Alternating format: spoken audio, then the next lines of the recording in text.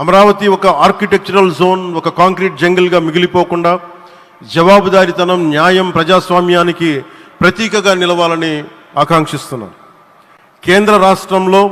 కేంద్రంలో రాష్ట్రంలో స్థిరమైన ఎన్డీఏ ప్రభుత్వం ఏర్పడిన కారణంగా అభివృద్ధి కార్యక్రమాలు వేగంగా సాగుతున్నాయి. మేనిఫెస్టోలో ఇచ్చిన హామీలన్నీ దశల వారీగా బాధ్యతాయుతంగా అమలు చేస్తున్నాం.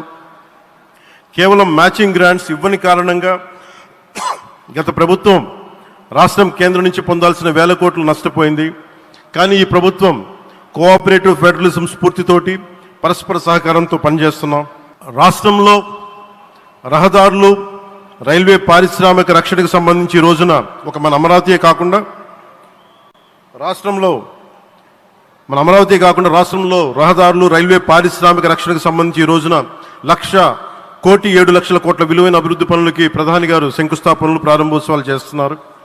రాయలసీమలో గుంతకల్ రైల్వే, గోరంట్ల హైవే లాంటి వివిధ కార్యక్రమాలకు, ఉత్తరాంధ్రలో పిఎం ఏక్తా మాల్ లాంటి వివిధ పనులకు ఈరోజు శంకుస్థాపన, ప్రారంభోత్సవం చేస్తున్న ప్రధానమంత్రి గారికి నా హృదయపూర్వక కృతజ్ఞతలు.